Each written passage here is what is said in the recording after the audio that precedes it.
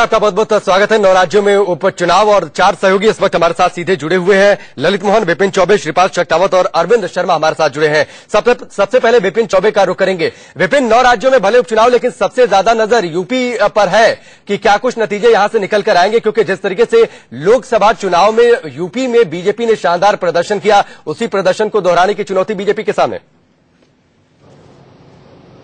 देखिए, बिल्कुल उत्तर प्रदेश में वैसे भी 2 फैक्टर्स काम कर रहे हैं। सबसे बड़ा फैक्टर यह है कि क्या इन विधानसभा के जो उपचुनाव हो रहे हैं उसमें समाजवादी पार्टी 2012 जैसा इतिहास दोहरा पाएगी, क्या इन सीटों पर जीत हासिल करेगी। और दूसरी बड़ी बात यह है कि 2014 का जो फैक्टर बीजेपी फैक्टर चला था, खासकर मोदी का जादू चला था, क्या 2014 के 2 से 3 महीनों के बाद वो फैक्टर उत्तर प्रदेश में अभी बरकरार है। हालांकि मैनपुरी लोकसभा सीट की स्थिति और जो इक्वेशन है वो बिल्कुल अलग है, लेकिन सबकी नजरें विधानसभा के उपचुनाव। विपिन, आप नजर बनाए रखिए, अपडेट हम आपसे जरूर लेते रहेंगे, क्योंकि जो भी नतीजे आएंगे वो काफी कुछ दिशा तय करेंगे, खासतौर पर यूपी के अंदर भी। ललित मोहन नोएडा से हमारे साथ जुड़े हुए हैं। ललित, नोएडा भी बीजेपी का गढ़ रहा है, जैसा कि आपने पहले जिक्र किया, लेकिन काफी कुछ इक्वेशंस यहां पर भी होंगे और दिशा काफी कुछ तय होगी।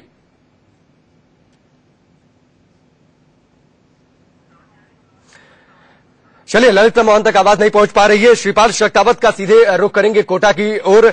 श्रीपाल, क्या कुछ अपडेट अभी आपके पास?